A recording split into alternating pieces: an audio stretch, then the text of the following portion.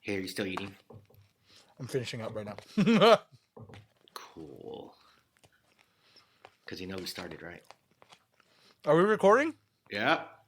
Yeah. Well, this is us starting. But yeah. That means no, you finish. You finish. Go ahead. Finish. that means I could get my fuel to start this episode. You know, episode 70. Yes, it is episode 70. People love to hear ASMR, so this is it. Oh my god. All right. Dude, you had a whole hour to eat. What happened? I was getting prepared. I was actually doing work before this podcast, so I couldn't eat. So now I had to squeeze it in now. You putting in work for what? This For the podcast? The new Muggles is putting in work for the podcast? a little bit. Ooh, I like 2022 Muggles. See, 2022. I love it. Is it raining? How you doing, dude? Is it raining where you're at? Barely. It's pissing. Oh, I love it. It's just like a nice steady stream right now, and it's so calming and soothing. Nothing like rain in the morning. Yeah, you get to stay home. Dawn FM. No, just kidding. So ASMR and Dawn ASMR FM. and Yes. rain. Yeah, I was thinking of putting together an ASMR episode, a bonus episode, so that might be in the pipe, in the works. Sweet. That means I get to eat more then. Huh? Yeah, you got to eat and then read and then lick things, and it's gonna be gnarly. But I like it. Yeah, what I'm gonna do for it's a bonus episode and it's an audio one, and only the YouTubers will have only the Patreons will have the YouTube link because I'll make it private. Beautiful. So it'll be cool. So we get to be naked while we do it? You can be naked and you can just slap it against your leg like. I like it. Yeah. But Muggs, you wanna talk about this how we're gonna start the show? Yeah, so we were thinking about doing a new intro or editing a new intro because, the last one, it had Omar's name in it, but, I could have just done a quick edit and it could have just been out. But our good buddy Tim Markle, who's a Janksta, longtime fan, also is known as Hot Sauce Tim. You can check out all his hot sauces at Liquid Cartoon Hot Sauce Company. Yeah. He sent us an instrumental for a new intro. And but I listened to it. Can I ask why do we need a new intro? I mean, you didn't like the text? You didn't think the text lady was popping? You didn't think that was a good way to get the episode started? She wasn't energetic enough? Not really. It's not the kind of thing we need to get into the episode. We have to have, something that'll get the Janksters going, Yeah, something that fires you up, right? To get you to Exactly. listen. Like, yeah, okay, cool. And the text lady wasn't doing it. So Hot Sauce Tim sent us a really good instrumental that he produced on his own. Very, very talented guy when it comes to music and hot sauce. So he sent me that, and I listened to a little bit, and I decided to lay something down over it. Now, I don't know if it's going to be as good as the version over 50 Cent that I originally did. Yeah. But the what up, Mugs? What up, Dave? Mugs? What up, Dave? What up, You know, Janksters? Yeah, so, Yeah. I don't know if anything will ever hold a candle to that, but I sat down in the lab, put something together over Tim's intro, and if we like it, we could keep it. If not, it was a good run. But let's go ahead and listen to it. This is the debut of the new intro that we could or could not continue to use on Janky Town. All right, here we go. In 5, 4, 3, 2. Do you remember those MTV premieres? Yeah. Pew! All right, 1. And now, the world premiere of, was it Janksta Tim? Oh, shit, I got something in my throat. Take 2. Wow, you sound good. COVID. Oh, yeah, COVID. All right, and now, the world premiere of the Janksta intro with Beer Mug and Hot Sauce Tim. Yeah! Who wants to get janky? It's Janky Town. We're getting janky. It's Janky Town. Time to get janky. It's Janky Town. We're getting janky. It's Janky Town. It's time to jank around. Dave, beer mug and all our janky janksters. It's Janky Town. It's getting janky on Janky Town. Janky on Janky Town. Yeah. Wait for it. I just sharted. Huh? I mean, I'm with it. it's got energy. It's got energy. Yes. Yeah. I am with it. So there it is. That could be the new intro for 2022. Now, that's not to say that we will never use the 50 Cent one again, but I think we continue to, build this up a little bit, get it familiarized with our janksters, and I think it's something they'll love. Yeah, I like it, man. It had a little rock. Yeah. Had a little rock feel to it. We haven't had rock in a long time. I know. We're living in a pop world. We're living in a hip hop world. Where's the rock, man? There it is. There it is. And Janky Town's bringing some rock back to Rocktober. Oh wait, no, it's January. It's January. Yeah. Rockuary. Is that good? Yeah. So thank you to Tim, Hot Sauce Tim, for putting that instrumental together. That's a hard rocking intro, I think. So there you have it. There it is. All right. Do you like it, Dave? Should we continue with it? I think we could put it in the rotation. I do want the OG back with the edit, but yeah, I got to go work on that a little bit. Yes, it's very, very minor fix. But it is a fabulous upgrade from Text Lady. So yes. So this is we can go way ahead, better than Text Lady. So we you can have go ahead some time. We can go ahead and put Text Lady in the trash. So Text Lady can be deleted. Yes, you're right, good. Muggs. Awesome. Well, welcome everyone to Janky episode number 70, Janky Town episode, I should say. I am Beer Mug. That is Dave. For those of you just joining us, we used to work on a show called The Kevin and Bean Show on the world famous K-Rock for many, many years. Dave had about 8 years on me before I joined, and then I came in and just screwed everything up. So that's how we met each other. We like to talk about, sometimes we like to go into the K-Rock past, the K-Rock vaults, and, reminisce on days that are no more. And then we also like to touch on stuff that is going on in the world right now. So I hope you enjoy. Welcome if it's your first time. That is what we call Janky Town. Yeah, that's Janky Town. And we like interaction. And when I was on the show with Dave and Omar, I interacted very little. But now that Omar's gone, I'm going to have to interact more, which is fine. I like doing that. So you can always get a hold of me. Do you though? I do. When I'm in a good mood. All right, cool. When I'm in a good mood. All right, cool. When I'm depressed, which is also a thing I'm working on, which I've discussed, I do not even like to talk to myself. So all right.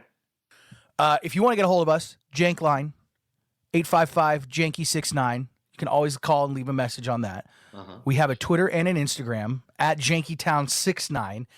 And we also, for funny money, for beer money, we have a Patreon, which you can check out, patreon.com/JankyTown. Our lowest tier just starts at $2. What? Yeah, $2. That's what we call the Muggos level, which is me. Due to how much little work I put in a while ago. But yes. So, and then we also, with more content, we have a $5 and a $25 one available for our really hardcore fans. Yeah. And we encourage everyone to check that out. Yeah, Muggs, you were talking about how you like interacting with people, and it's funny because this week I asked you, hey, Muggs, would you mind tweeting or Instagramming about the podcast? And you're like, oh, yeah, totally. So how did that go? I haven't been online very much this week. Have you been tweeting and promoting the Janky Town podcast? So anyway, like I said, thank you guys for joining us. And thank you so much for your continued listenership and patronage. All right. I'm going to get to that. Anyway, we'll get to that. We got time. We got a whole year, right? We got a whole year for me to tweet and Instagram stuff, right? That is correct. Yes. Okay. Starting today, right, Muggs? It's always today. There's always today when we're recording this. This is great. I love it. Right on. Yeah. How was your week, Dave? Well, it wasn't the best week, Muggs. I had COVID all of last week, right? And so, my girlfriend who lives with me, we're in the house, so I had to isolate in my bedroom because I definitely didn't want to get her sick. But I was just in my bedroom working all day, all night, and man, it gets boring. I have my laptop, I have a tablet, I don't have a TV in my room. That was the worst thing about my COVID experience. Who doesn't have a TV in their room? Dude, that's a thing, man. Like, Why? your room is supposed to be where you go and you turn off your brain and you relax, but not when you have your computer and a tablet and stuff like that. Right. So we don't have TVs in our bedrooms anymore. We used to have one there. You guys are like the Amish. It's crazy. It's sort of. It feels like it, but and that was my worst part of my COVID experience was not having a TV. You know how much I don't know how people do it, watching TV on a regular schedule. Like you have to watch the news at the time it airs, or you have to watch a sports game with commercials and stuff like that. Yeah. No, that was terrible, man. And what sucked was it was the last weekend of regular season football. And you couldn't watch any of it. Well, yeah, I watched it on my tablet because I have the Sunday Ticket app. But it sucks to be on that little tablet. Like, I'm laying in bed just uncomfortable. Dude, no, I mean, I don't know how many people have chairs in the room, which I don't. I have a little side table, like, and a bed and dressers and stuff like that. But there was nowhere to sit. So I was in bed for pretty much a freaking week and a half, dude. Just laying there. My legs going to shit. My back starting to hurt. I'm laying down watching these, my little tablet with a shitty small screen, working from my laptop, laying down, taking Zoom calls, laying down. And I was like, dude, it just sucks, man. And looking at the same four walls is not fun. Now, the one thing I did do was watch all of Cobra Kai, which was dope. And, I started watching Book of Boba Fett, on my computer. But I'd rather see this shit on TV, like these little screens. But I finished all of Cobra Kai now, so now I'm not going to watch it again. Like, and then I had nothing else to watch. What could I have watched? Well, if there was only a way that you could have moved a TV into your room or made something of that effect happen. I couldn't. I don't have TVs in my room. I have one TV inside and one TV outside. That's it. I'm saying you could have moved a TV that was in another room into your room. No? No, because one is mounted on the wall and the other is outside in a shed that we use for our workouts and stuff like that. That sounded like a perfect plan for you to go out in the shed, get your back going, and move that TV into that room. I can't go out into the fucking house. I don't want to get my girlfriend sick. I was isolating. What part of isolation don't you get? So you literally did not open the door for 5 days or 10 days or however long you were isolated? I opened the door to go to the restroom. That was it. So and then on your way to the restroom, yeah. You could have stopped by the shed and gotten the TV. The shed is nowhere near the restroom, Mugs. I didn't even go outside. I opened my windows for fresh air. That's Wow. what I stuck true to the isolation rules, man. I wasn't one of these dudes who's going to be like, oh, you know what? I feel pretty good, so I'm just going to go out and take a walk in the neighborhood and, walk around in the house because I feel all right. No, man. No. Sounds like prison to me, Dave. It was prison. No TV. Yeah. Man. Did you try to like plan an escape like the three guys on Alcatraz where you're starting to carve through your wall? Like a little inch every night. Like, oh my God, the drywall is crumbling. This is great. I have an escape route. No? Yeah, dude, I would pee on the walls and then like move the dresser and then start chiseling out like, oh, sweet fresh air. Like I could feel it. So, but now that I'm all good, like what am I gonna do? I have to like replaster it, or what do I have to do to fix it? Yeah, that's fine. You gotta just tape it right up. Just some Gorilla Glue and duct tape, right? Yeah, there you go. Yeah. Well, that was my week, dude. But now I'm happy to say that I have tested negative 2 times in a row. I did my 10 days in quarantine. I know CDC was saying, oh, now you're good after 5 days. No way, dude. I was testing positive the 8th day. It was like, damn it. Yeah, that's weird. Do they mean like after the 5th day you're not contagious anymore because you can still test positive, right? Yeah, that's what they were saying. But it's still, dude, like if I'm testing positive, I don't want to be around anybody. That's fucked up, Yeah. Yeah, so I did my 10-day. I did my time, bro. But now I have Well, that super immunity. So now I'm like, oh, yeah. you're ready to rock. Yeah, I made out my dog already. I made out my cat. Yeah. Oh. Until the next variant comes along, right? Am I right? Yeah. Jesus. Yeah, but how was your week, man? Hopefully the Omicron variant is like like it seems. I'm not a doctor. I don't know if you knew that or not, but I mean, are you on Facebook? yes. Then you are a doctor, right? Oh, yeah. Then I'm a doctor. It seems like the Omicron variant is like kind of the one that's like the least of all of them. So it seems to me that maybe the variants, if they do continue to come, will just be weaker and weaker. That's what we want. I don't know, man. I'm kind of concerned because, Bean found out that I had the COVID, Yeah. and as a COVID survivor himself, Right. he sent me some encouraging news pieces about coronavirus, right? And the headline is, "Man loses 1.5 inches of his penis after contracting the COVID-19 disease." Okay, that sounds like a National Enquirer thing. That's no way, not dude. real. It came from a reputable source.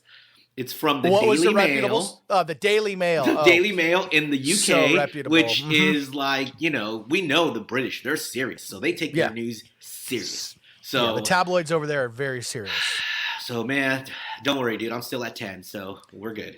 But see, that's what I was going to say. Like, if anything, I had I had COVID, like the original COVID-19. If anything, it added, I think it added 2 or 3 inches on my penis.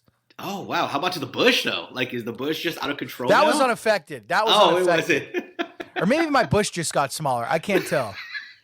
Maybe you lost some hair, dude. And you're like, oh, look at there you go. Yeah. Hello. Hello, friend. I gotta check I gotta read up on the Daily Mail, see if that adds up. Nice, dude. How was your week, man? I had a little bit better of a week than you did, Dave, being in prison. For the first time in my life, and it's a scary thing, but I was very, very successful when it came to betting on sports. Oh, nice. And it all started with Big Ben's final game at Heinz Field. I took some action in that game, as they say, and what it was there were some player props that Big Ben was going to throw for over 240 yards, and I knew that never was going to happen. Under, right? Take the hammer the under. So that's what I did. I hit that. I also took Steelers -3, got that. And then every bet I made from that point on the whole week, I bet on something every day. I was betting on basketball, hockey. I was winning, and by the end of the week, before the national championship college game this past Monday, I was up $1,000. I was up $1,000, and then I decided to bet on the national college championship. Oh no! I put my money on Alabama. So all your winnings you put on Alabama? Not all of them. See, which was a very smart move that I made, because if I did, it would be all gone, and I didn't want that entire week of hard work and just amazing wins to go down the drain. So I only put half.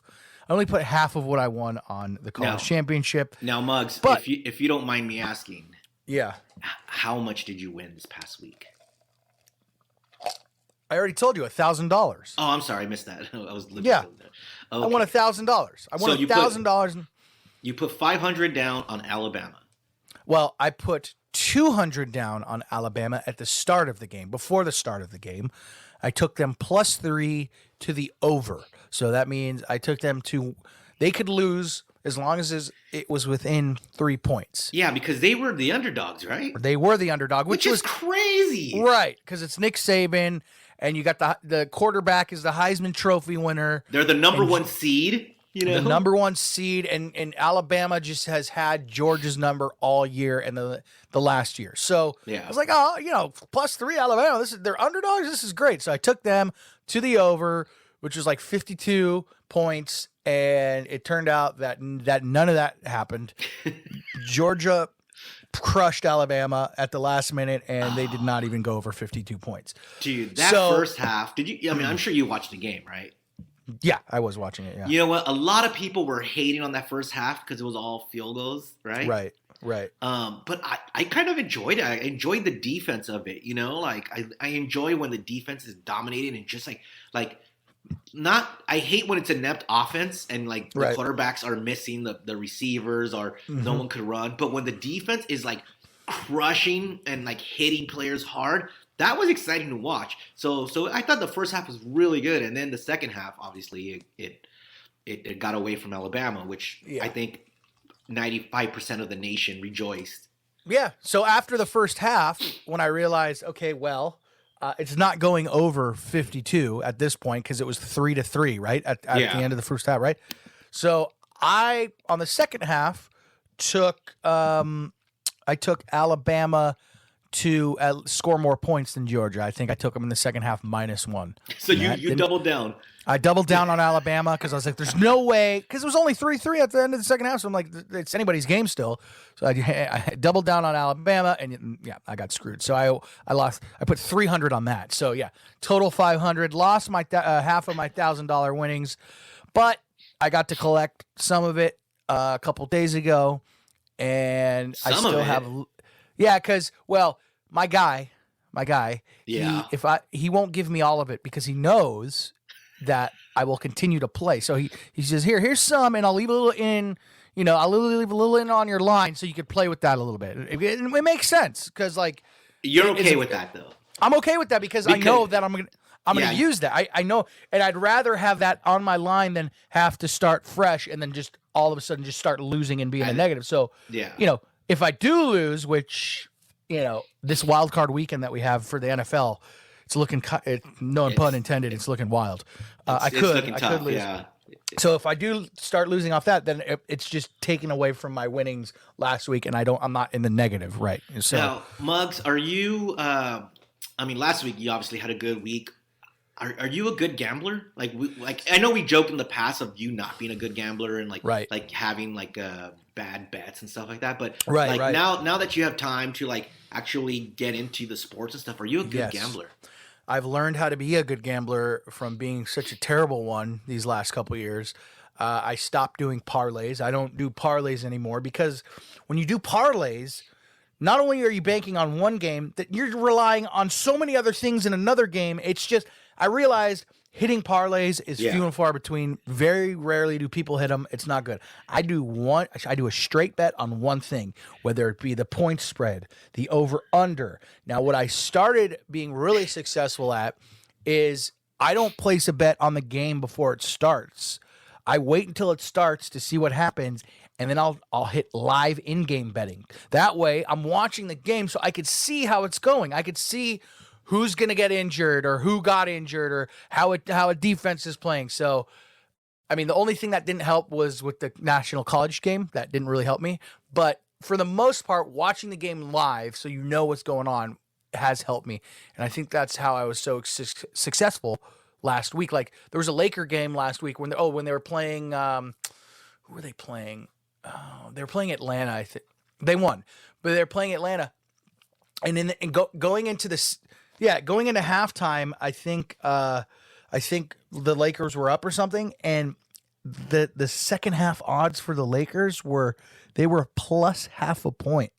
I was like, plus half a point? That's fantastic. And sure enough, they crushed again in the second half because they were just on fire. Like Malik Monk was just hitting 3 after 3 after 3. So I was like, that's why I was able, because I knew how good they were playing. I was like, absolutely, I'm going to take that second half bet.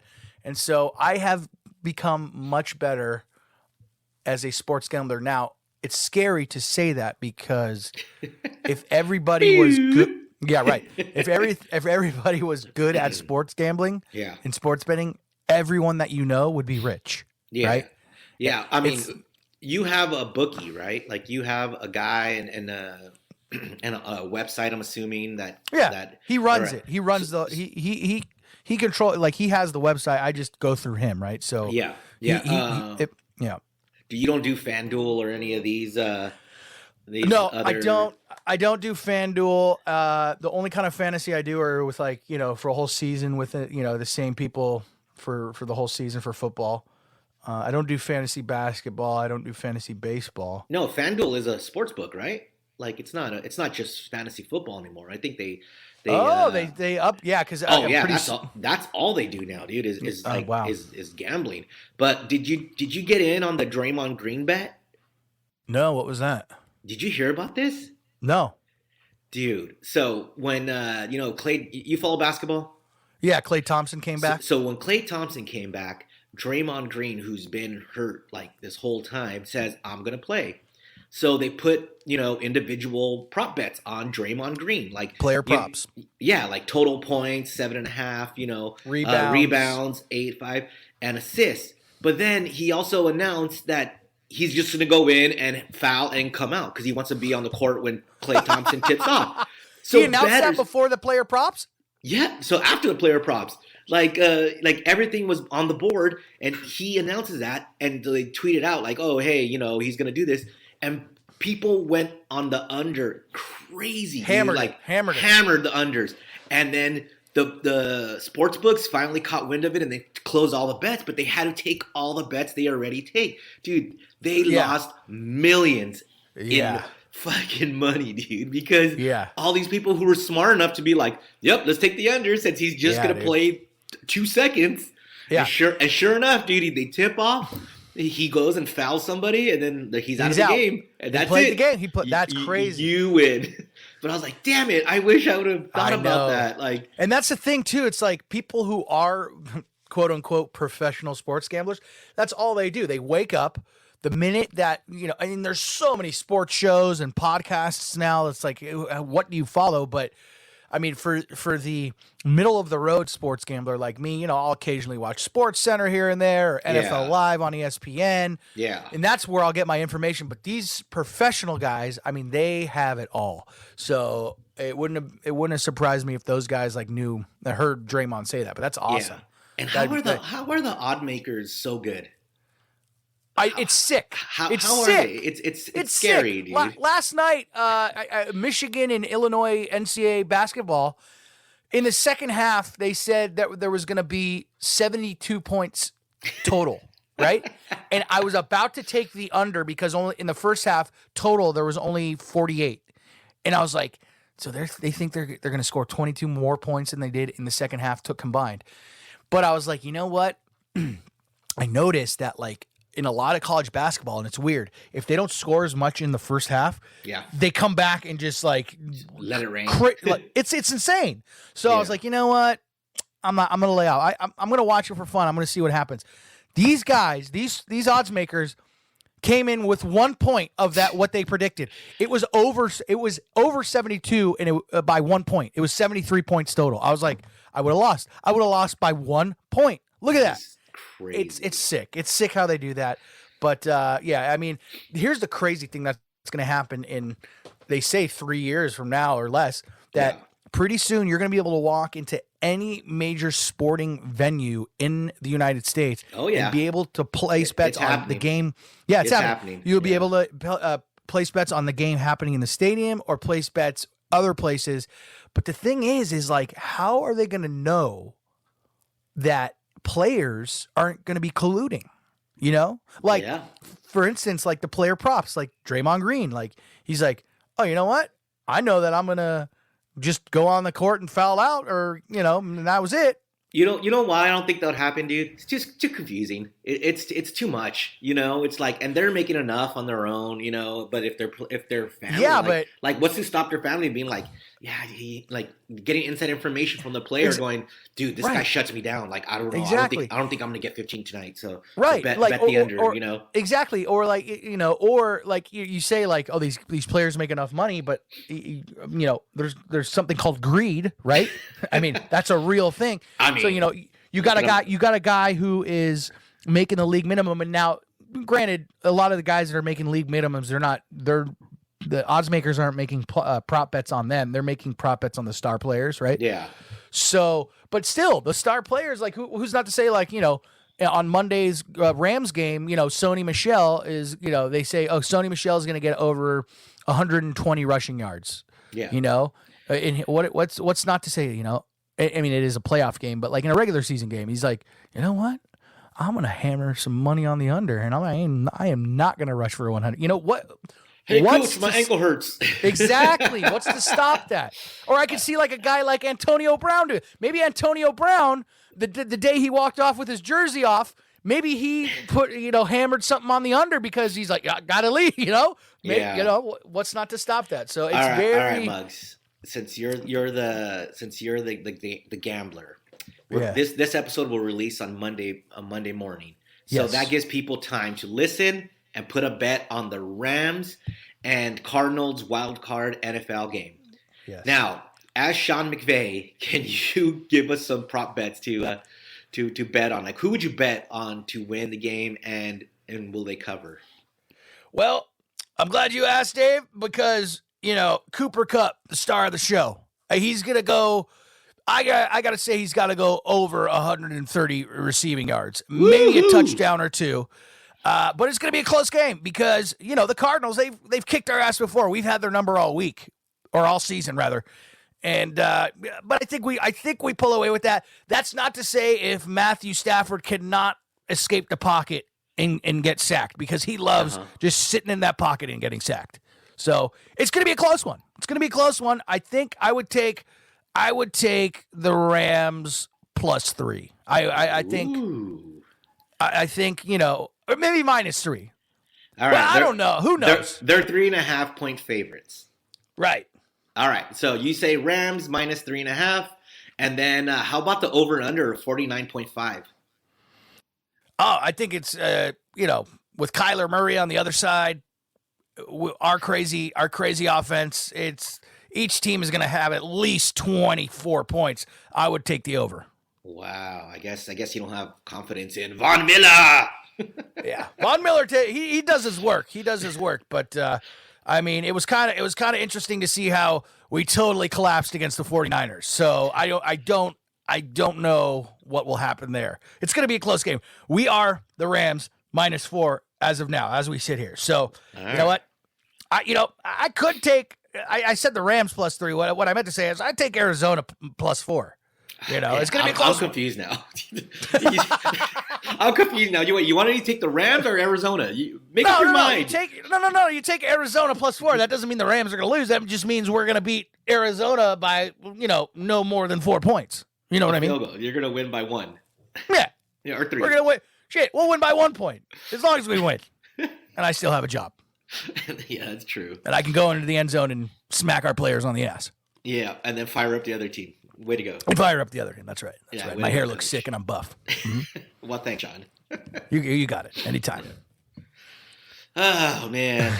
All right, Muggs. Well, last week, last Sunday was an odd day because normally celebrity deaths don't really bother me. Like I understand that life happens and people die and stuff like that, and it's always a tragedy if like if someone ODs or like gets in a car accident or whatever. But last week we lost our friend Bob Saget, and yeah, man, that was a shock. And this is like the first time that like a celebrity death has hit close to home for me, and and it's not like Bob and I were good friends or any of that, but it's he came into the Kevin and Bean show on K-Rock so many times that I kind of felt like I know Bob, right? Like if I saw Bob in the street, I'd be like, "Hey, Bob, it's Dave," and he'd be like, "Oh yeah, I remember." Plus, he was great friends with Kevin Ryder. So yes.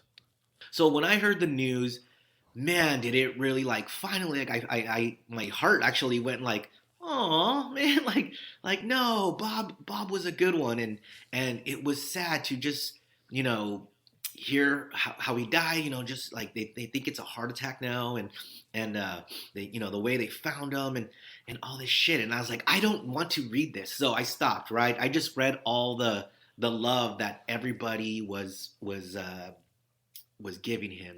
Like just for instance, this past week, John Mayer and Jeff Ross drove down to LAX to pick up Bob's Prius from the airport, dude. Man. And they drove it back to his wife. And, wow. And then they live streamed, they IG lived on the freeway and were just telling stories of Bob and stuff like that. So in his car. Yeah, in his car, and it's weird because like I didn't ever think that John Mayer and Jeff Ross would be in Prius IG live talking about Bob Saget. But you know, it just thought like this guy was so loved, and you know, you knew him too, right? Like you've had many moments with Bob. In Absolutely. The studio. No, yeah. he was so personable. Every time he would come into Kevin and Bean or K-Rock, he was one of those celebrities that it didn't matter who you were or what, he would always give you the time of day. He would look at you, be personable. You know, whether you're chatting about nonsense, he would still give you that little moment. You know, he made sure to be personable, and that's definitely what Bob was. And it was such a shock. I was shocked. I was just like, "What? Yeah, that's weird." Like, you know, 65 is not old at all. I mean, no. in the 1800s that was old, but not in, you know, I mean, well, I guess with COVID now, I guess any age is old, but I mean, it wasn't COVID, it wasn't drugs. It was like a guy. Oh, thankfully, man. I was just like, please don't let it be drugs. Like you know, he does his show and then he goes back and does a line of coke or like something crazy that, you know, he needs to calm down with. But I'm thankful that it wasn't that. But you know, you're right, Bob. Every time he came in, he would come in early and just shoot the shit with us, and it would be so cool to talk to Bob Saget, dude. Like, we all grew up with him, you know, Full House and America's Funniest Home Videos and stuff like that. But do you have a Bob memory like that from K-Rock or? No, I just, like I said, like just him, nothing really specific. I do remember the time where he and Kevin had to stall for Blink 182. I think it was the 2019 Weenie Roast. The very last Weenie Roast. And I'm not going to count. Right. Yeah, it was the very the very last Weenie Roast. Yes. No, we had one in 2019. No, it was 2018, right? Because 2019 was the one at the beach, which I'm not counting as a Weenie Roast. That was the worst one. That one sucked. Yeah. That's where I had to stall for Snoop Dogg. Remember that? You did have to stall for Snoop Dogg, and then you were performing with Jeremy. That was the whole with Jeremy and Rod Castro. Yeah, famous guitarist Rod Castro, and then Snoop was like 20 minutes late. And the thing, you know, with that, and you know, when Kevin and Bob had to stall the Weenie Roast stage, it's like the whole thing, the whole special thing about Weenie Roast is like the bands play, and boom, the stage spins, and it's back-to-back bands. They like to keep it going. They like to keep it going, you know. And remember that time that whoever they were spinning what's her face, Lana Del Rey off, and someone was like yelling backstage like, "Who the fuck is turning the stage?" Remember that? Dude, that was that was that same Weenie Roast. That was the same Weenie Roast with Blake. That guy got fired. That guy got fired. They turned the stage on Lana Del Rey. Remember? And you're right. The manager was like, "Who the fuck is turning the stage?" It was so awkward. We were about to do our intro, like, okay, like, but that was funny. But yes, you were right. 2018. I remember Bob and Kevin had to stall because that's right. Here's the thing, like, Bean never stays for the final. Like, we always have these intros where the whole Kevin and Bean show would go up and you know, they would introduce everybody and you know, we wave high like idiots and stuff like that. But this time, this was the year where Bean, of course, just goes, "I'm gonna go home. I'll see you guys later," and then he leaves. And it was his last year. It was and then Allie got so drunk that we just interviewed Blink 182 and she was drunk and she's like, "Nope, I can't go up."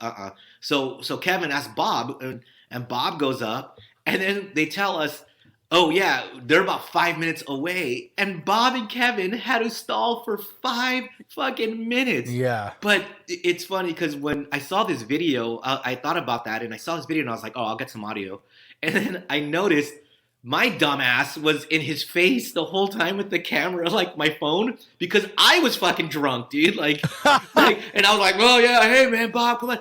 And then I searched the video and I found it.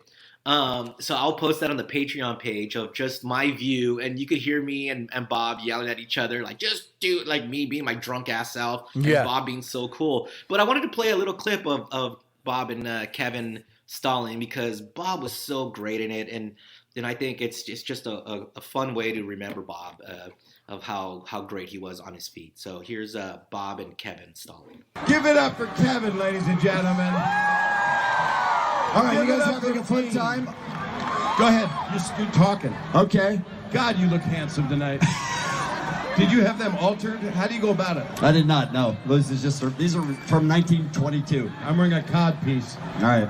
Is this the best show you've ever been to? All right, technically what we're doing right now is stalling.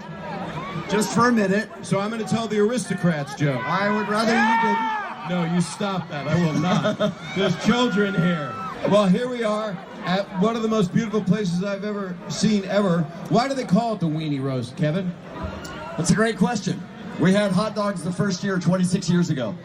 And that was it? And that's how creative we are. I had a hot dog. How do we do it? I'm sorry, go ahead. No, please, No, Tom. you go. No, this is the longest stretch I've ever had to do. I'm getting stretch marks, for God's sakes. All right, how much time? Anyone? Are we ready? I know there's songs. If you want, I'll just do them. You know what? Say it ain't so. I will not go. Turn the light on. That's not them. That's not them at all. All right. We got it? Introduce them, You know Bob. what? I don't feel like doing it. Take it. Go. Okay, ladies and gentlemen, you're an amazing audience. You deserve an amazing closer. One of the best bands on the earth. Blink-182! By the way, Kevin, yes, that was them. That was Blink-182 that that's Bob not was them at singing. all. That's not them at all. No, Kevin, it was them. Oh, my man. God. Well, rest in peace, Bob. So moving out of something very somber, we're going to move into something very uncomfortable. Are you ready, Dave? Uncomfortable. We're going from somber to uncomfortable. Yeah. Okay, normally we should go to like somber to like, hey, here's something that would cheer you up or make you laugh. But no, let's go to uncomfortable. All right. Well, let's anything do that this. will take our mind off the somberness of what we just talked about. So All right, cool.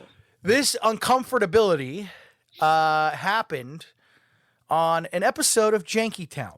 What? And it was an episode where we were trying to explain what happened with Omar. Okay. And what I noticed something, Dave, is that when we're explaining something that is uncomfortable or hard to explain, or we're trying to fill in the jankstas on kind of the behind the scenes, are you familiar with what a crutch word is? A crutch word like? Like, or Know what I'm saying? It's funny that you say because you and I, we must have used over 100 times in that episode. No way. Absolutely. And I didn't realize it obviously when we're talking, but when I was listening to it, boy, oh boy, was it ever apparent. So I compiled the entire episode and I edited everything out. I edited everything out except for when we said, So, yeah.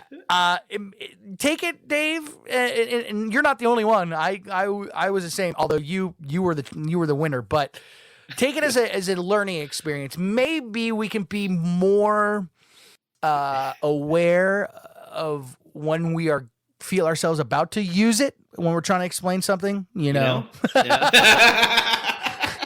So, and I just did it again. Wow, that was not on purpose. But something that oh my God, wow, this is insane. I don't know if this will help us. Mugs, to quote a great man, just play the clip. Just play the clip. Let me start off by saying, because I could, and and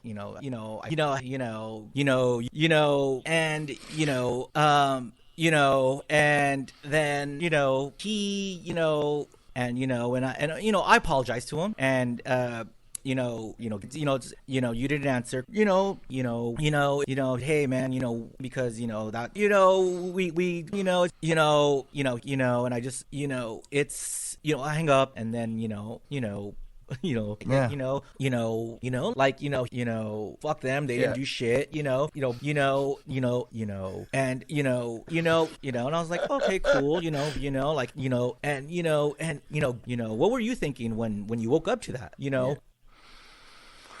Oh boy! First, I was like, I did not, At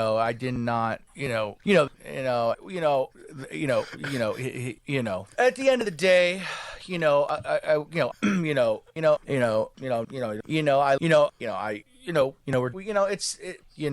also want to come on here and, you know what I mean? Wow. That's so great listening to.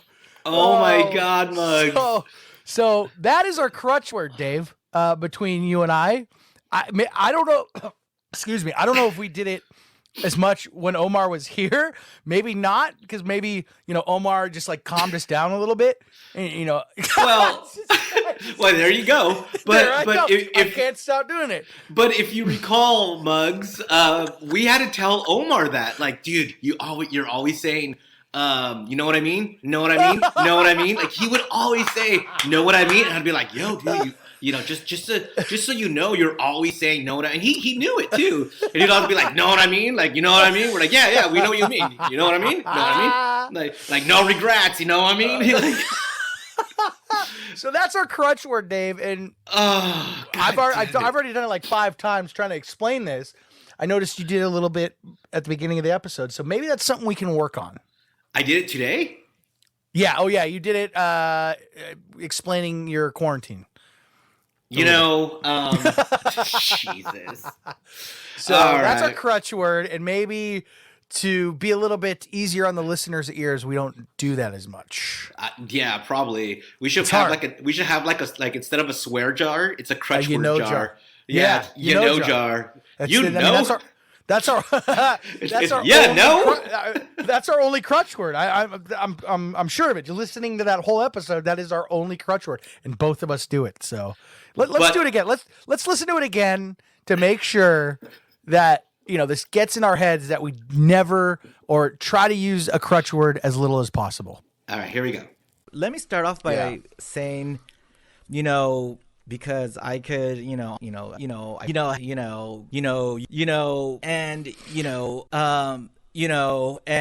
then, he, and I apologize to him, and you didn't answer, hey man, because that, we, and I just, it's, I hang up, and then, fuck them, they didn't do shit, and I was like, okay, cool, what were you thinking when you woke up to that, Oh boy. First I was like, I did not, at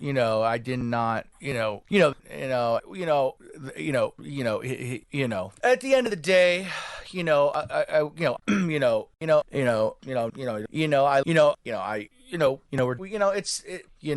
also want to come on here and, you know what I mean? So there it is. There it is. Yes. And Mug, can I just say that out of the minute and 10 seconds of that file, I am 50 seconds of it? 50 fucking seconds of me saying, Yeah, you just lean on it. You lean on it a little bit more than I do, but we still both do it. No, so. And this is the reason why we had the discussion of why I can't lead, because I hate leading for that reason. Oh man! So there it is. There it is. I thought we'd, Oh my God! I can't stop. Well, listen, sometimes you have to say it. You have to. Instead of Ice Cube, it's gonna be Jankytown. Like it's Jankytown. Oh man, that's what we should name it, Jankytown. Yeah. So it's just a little self-reflection, something we can work on. All right. A little game tape, as they say. For sure. Ad time. Yes, it is ad time, Dave. That is correct. And I want to say cheers to the year 2022 and resolutions you can actually keep. How about this? How about having clean and shiny balls all year round? That's a good resolution. I dig it.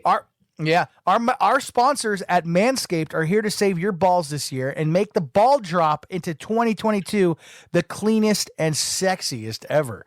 Set your first New Year's resolution with good intentions and join the 4 million men worldwide who trust Manscaped.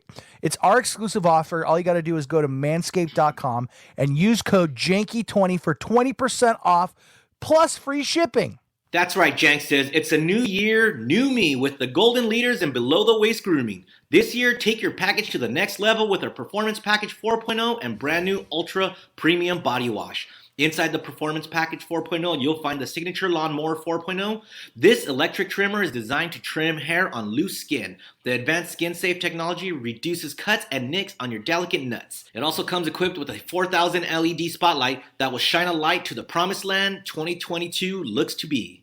A grooming routine isn't complete without applying the Crop Preserver and Crop Reviver before showing off your 2022 self. These unique formulations take care of the smelliest part of your body and are a big boost to your confidence into the new year. To complete the set, Manscaped threw in their Shed travel bag and anti-chafing boxer briefs as free gifts to keep all your goodies stored comfortably. And the new product that needs no introduction, the Ultra Premium Body Wash from Manscaped, solves all three for the perfect addition to the daily grooming routine. But in the shower. I shower every day, and I hope you do too. This body wash smells great.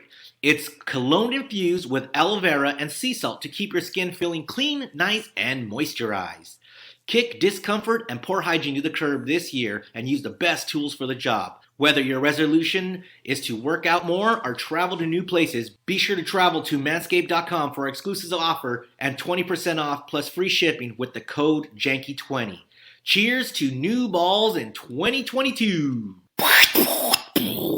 Well, Muggs, this week, also another big announcement in the concert festival scene.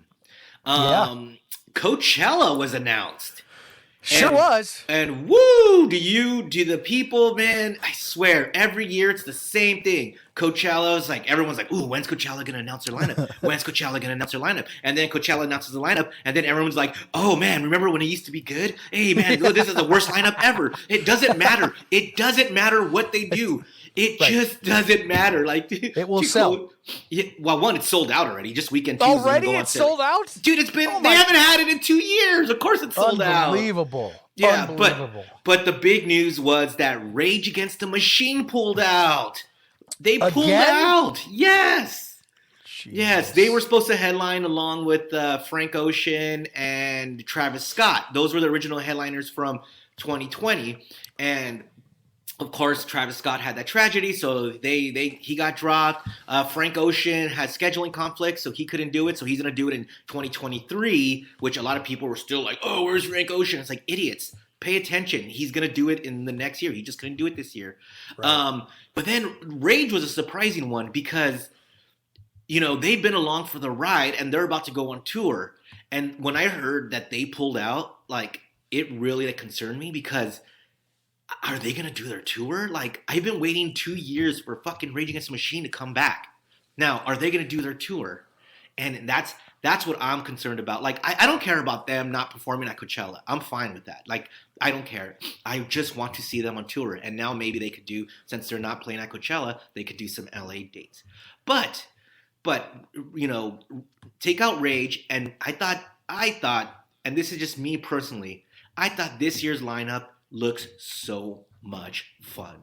Every year Coachella is fun, don't get me wrong, but sometimes you're just like, all right, I don't care to see Jack Johnson. Like, I like Jack Johnson, but he's not a headliner, and I don't care to see him on Saturday night, or Tame Impala or someone like that, like Paul McCartney. You're just like, whatever, you know. But this year, I thought they did a fantastic job. Take the headliners out of it, who are Harry Styles. By the way, people are going to be so impressed with Harry Styles.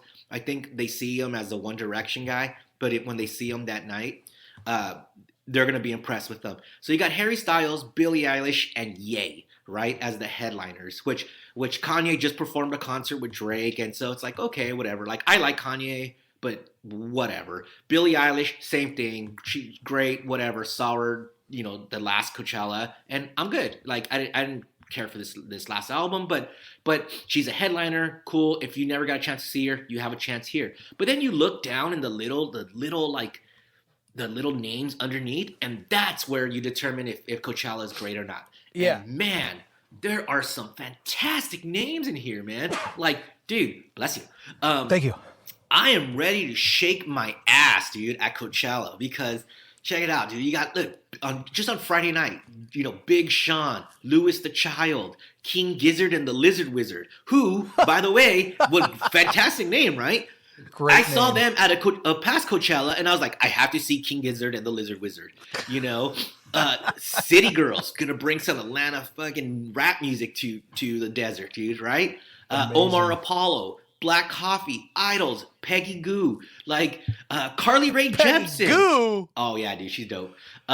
Bishop Briggs, like these are just the little names, and the names are getting smaller, and I'm just like, dope. Pup, The Regrets. That's just all on Friday night, right? Then Saturday, you got Flum, Megan Thee Stallion, Disclosure. Just look at those. Those are the first 3 second tier names, and those are all dope. You know, Danny Elfman, who was going to perform in 2019, Brockhampton, Girl in Red, who I love, The Wallows. You know, like look at this, just all these names. Turnstile, like dude, they're getting a lot of buzz right now, right? Hot Chip, Dude, I love them. yeah, Arlo Parks, dude, all these names, and then you know on Sunday you got Doja Cat, Jamie XX, Run the Jewels, who are gonna go on tour with Rage, Banda MS, Fatboy Slim. You have Måneskin. Måneskin. You can skip them, but are you a Måneskin fan? I'm a foreskin fan. Well, you partnered up with the right man, my friend. But then you also got Solomon, Phineas performing solo, Vince Staples, Duke Dumont, Duck Sauce, dude. Come on, Orville Peck. All these. There's a lot of variety. There's a lot. There is so much. That's the thing about Coachella each year is like, even if you don't care about the headliners or the bigger fonted bands, there's always something in the smaller font that you'll be able to find. Yeah, and then it says returning to the desert, Swedish House Mafia. I was like, oh, that's cool. They got their own line. Like I'm more impressed that they got their own line that they're actually playing than playing Coachella. I was like, dude, how long have they been? How long have they been gone? Swedish. About the Swedish House Mafia themselves, probably about 10 years. But Axe and Seb, they had their own project. Steve Angelo did his own project, and now they're all back together. So that's gonna be cool. I mean, who knows when they're gonna perform? Like, if it's a Friday, Saturday, Sunday, all 3 days, and then you have 88 Rising's Head in the Clouds Forever, which whatever that is gonna be. And then you also have the shit like the D-Lab. So, dude, there's gonna be so much fun. Like, are you gonna try to go? Well, if I could get tickets, that's what I was going to ask you, Dave. If you don't know anyone in the industry, are you paying for tickets? Come on, Mugs. I'm poor. I can't afford a fucking Coachella, man. I know. What's the price tag on it this year? Let's see. I don't know, but GAs usually go for like 600 or something, and then like VIPs is like almost 1,000. Whew. Yeah. So, but man, yeah, it's gonna be fun, and I can't wait. So yeah, man, that's the Coachella Valley. So people who are like, oh, it used to be so good. Yeah, we get it. There's no rock in there, but remember how when it was all rock and there would be that one rapper or they're the one like DJ, and you're like, dope. Like, I'm glad that they're there.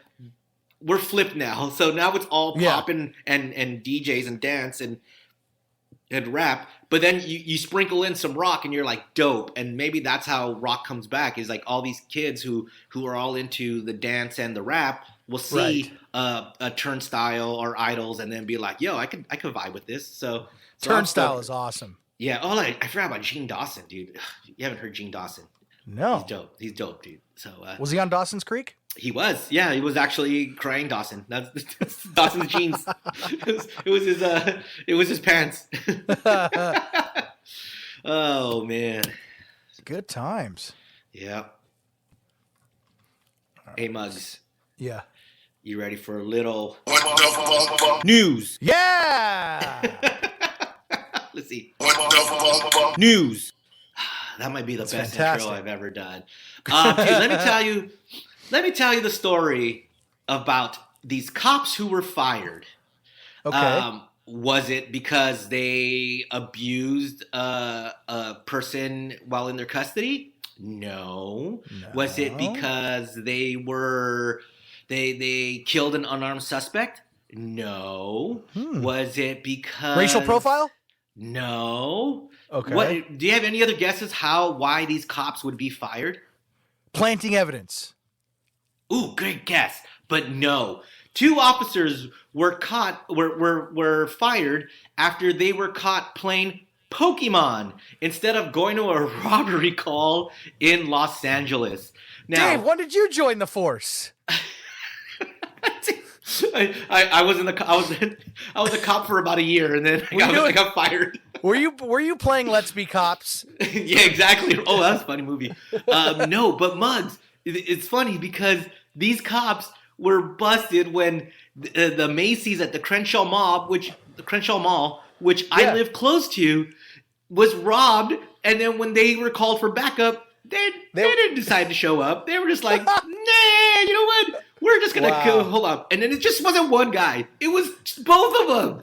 Both cops were playing Pokemon Go. Imagine that, dude. Imagine that. And what was the big Pokemon that they were hunting that lost them their job? Charizard. Oh no, I wish. It was a Snorlax. Oh my god. Not a Snorlax. Oh no. my god, the Snorlax. Were they fired before they could catch him, or did they catch the Snorlax? No, they caught them, and then when they didn't show up, and they got caught with their body cameras. Like, fucking dudes playing Unbelievable. Pokemon Go while the Macy's was getting robbed. Well, listen, as a Pokemon Go player, it's not even worth it for a Snorlax, dude. Unbelievable. Just leave it on. Leave your phone on. It'll be there. I would love, Dave, to hear the police radio transmission of that. Like, so you get the operator like, yeah, we got a 211 at the Crenshaw Mall, and then they were, yeah, we got a code 4. We're trying to catch a Snorlax. We'll be there shortly. Yeah, they're like, oh, what? Wow, that's amazing. News. That's amazing. Well, I think my story is not as good as yours, Dave. Yeah. So we won't spend too much time on it. But did you hear about the guy who received a heart transplant? Oh, that's great news. Yeah, that's great news. No, this is what the fuck news. Oh. This guy was the first news. Yeah, first ever pig to human heart transplant. A what? A pig to human heart transplant. Wait, so the guys lose their job and then they have to give their heart to a transplant? What? I'm cops? Confused on what. The cops lose their job? No. Playing Pokemon and then their punishment is to give up their heart? 2 separate stories. It's a Maryland man by the name of Dave Bennett, 57 years old. Dave agreed to be the first to risk the experimental surgery, hoping it would give him a shot at continuing to live. So they did it. They found a 1-year-old, 240-pound pig, and it was like gene. They call it gene editing, which is, I guess, like this pig was made in the lab, and it wasn't an organic pig. No, not from Whole Foods. No. It was bred specifically for this purpose. So they made this pig specifically for its heart to be transplanted into a human. And it was a successful heart transplant. So there's a guy walking around and with a pig heart. Yeah. Dude, that is gnarly. Yeah. I guess the doctor said it was successful, but when he laughs sometimes now he snorts. But other than that, he's like, it's good. Do you think the fucker's like, ooh, truffles are over here? I can smell truffles. So, yeah, there you go. Well, that is definitely a news. All right, Muggs. Listen, we all know hockey games aren't the best, right? What do you mean? Have you ever been to a live hockey game, Dave? Yes, one of the best plenty. sporting events ever. Agree to disagree. But, the Florida Panthers hosted Kodak Black. Do you know who Kodak Black is? Kodak Black was doing the Island Boy hairstyle before the Island Boys did the hairstyle. Am I correct? That is true, yes. Okay. But yes, he is a rapper, and the Florida Panthers invited him to his game. He's in the seats, and then they take pictures of him and tweet, like, Kodak Black in the house, welcome Kodak Black, put him up in the arena and everything. But then later during the game, because, hockey's so exciting. A Twitter user tweeted a video, and it's all like, is Kodak Black doing what I think he's doing? And it's a video of him just all up on a girl. It looks like they are having sex. And everybody is freaking out. The Panthers, the organization, take down all the tweets and all that. Whoa. Yeah. And then people are freaking out like, yo, this dude's having sex in the fucking suite. He's having sex for everyone to see. And he's right by the Panthers, like the front office. He's right next door. And you can see them looking over and stuff like that. Amazing. But so people were freaking out. But then it just turns out the girl was just dancing. She was just twerking on him. Yeah. So relax, everybody. Yeah, that's what it looked like to me. I saw the video, Dave. Yeah. And it looked like she was just twerking on him. I mean, look, from when the guy posted on Twitter, you're like, oh, what's going on over there? But you're like, it could be dancing or it could be sex, right? Right. But dancing or sex, that's our new segment. Yeah. But people were freaking out like, dude, how could this guy have sex on? And the thing I was like, have you been in a suite, bro? Like, yeah, go for it. If you have the chance, do it. But no, alas, she was just twerking. And then there's a girl, there's a video of them the video is right in front of them, and it clearly shows them with their clothes on. So relax, NHL, everything is okay. Kodak Black was just having some fun dancing in the suite. Now, Muggs, on this last one, we really got to ask. What the news? Ooh, I can't wait. Now, I don't know if you know this, but I don't know if I believe this story or not, but I'm going to tell you anyways. A model says that she had sex with Drake. Nah, she's lying. That's the story. No, but it gets weirder. But the model says that Drake puts hot sauce in his condoms to kill his sperm after he is done. Interesting. Now, interesting. Has Drake corroborated this? No, not yet. But I guess here's how the story comes up. So apparently this chick has sex with them. Drake puts the hot sauce in the condom, throws the condom in the trash.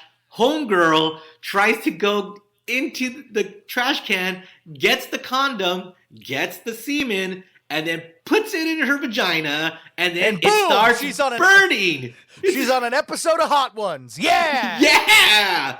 So now she's saying that that's how she found out that Drake puts hot sauce in his condoms after he has sex so he doesn't get trapped by girls like this. Like, dude, what was she thinking?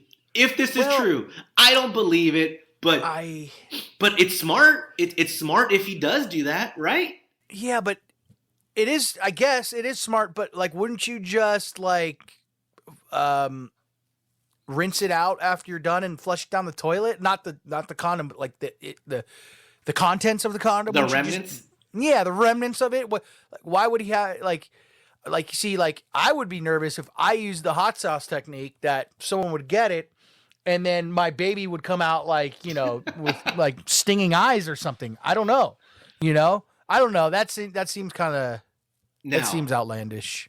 Now, yeah, it's crazy. But here's the thing. I don't know if it's true or not, but Drake did post Instagram, and he wrote, "You can have your 15 minutes of fame. I'll take the other 23 hours at 45 minutes."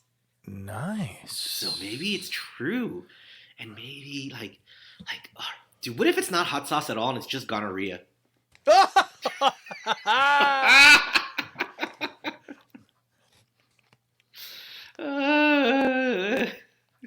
Wow. Well, Dave, on that note, we're going to wrap it up. No pun intended, minus the hot sauce. Without hot sauce. Tim, give us some hot sauce. Yeah.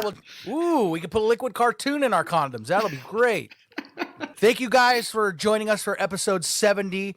Dave and I will try to be better on the next one after I brought to him our crutch word. I think we're going to work on that. However, Dave, you did about 6 after that segment. So no, I didn't. Yes, you did. No, I didn't. I didn't even say anything. I didn't say anything. So you're going to have to owe 6 to the crutch jar. Oh, my God. And what were we doing? Dollars? Are we doing dollars? Is that good? Let's do dollars. Yeah, let's do dollars. So, Dave, you got $6 in the crutch jar. Maybe if we accumulate enough dollars, we can use it for our next Janksta meetup. That'll just go towards the bar tab for our. So you want us to say the word a lot. On the next episode, well, that remains to be seen. Dave and I are going to get back into our quarantines, and we're going to try to come up with something as entertaining, if not less, than this episode. Dave, thank you so much. Muggs, always a pleasure, man. And until then, No, it's